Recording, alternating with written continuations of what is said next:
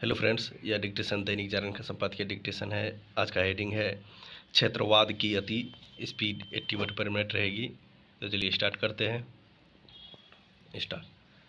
गुवाहाटी के दौरे पर गए प्रधानमंत्री ने विपक्षी दलों को निशाने पर लेते हुए जिस तरह यह कहा कि परिवारवाद और क्षेत्रवाद से देश का विकास संभव नहीं है, उससे कोई भी और यहाँ तक कि विपक्षी दल भी इनकार नहीं कर सकते। समस्या यह है कि देश में परिवारवादी दलों के साथ क्षेत्रवादी दलों की संख्या बढ़ती चली जा रही है। देश में न जाने कितने दल ऐसे हैं जिनकी कमान परिवार विशेष के पास ही रहती है। कुछ दल तो ऐसे हैं जिनकी बागडोर परिवार विशेष की दूसरी तीसरी पीढ़ी संभाल रही है। विडंबना यह है कि ऐसे दल लोकतंत्र की दुहाई भी देते रहते हैं। परिवारवादी दल केवल लोकतंत्र का उपहास ही नहीं उड़ाते, बल्कि उसे कमज़ोर करने का भी काम करते हैं, क्योंकि वे सामंतवादी तरीके से संचालित होते हैं। जैसे परिवारवादी दल लोकतंत्र के लिए हितकारी नहीं, वैसे ही क्षेत्रवादी दल भी समय के साथ राज्य विशेष में प्रभाव रखने वाले दलों की संख्या भी बढ़ी है। ऐसे दल रह रहकर राष्ट्रीय दलों से जुड़ते रहते हैं।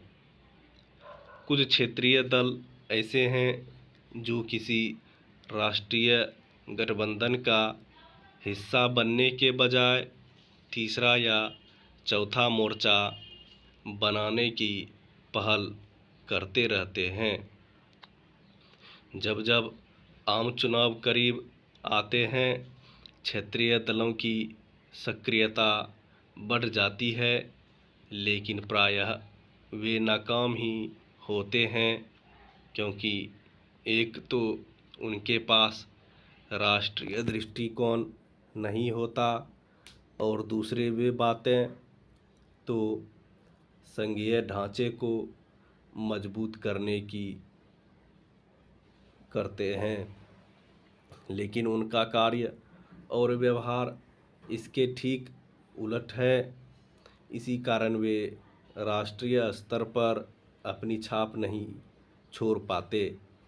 क्षेत्रीय दल होने का यह मतलब नहीं कि वे क्षेत्रीय संकीर्णता का परिचय दें, लेकिन दुर्भाग्य यह है कि वे अपनी इसी संकीर्णता का प्रदर्शन करते रहते हैं।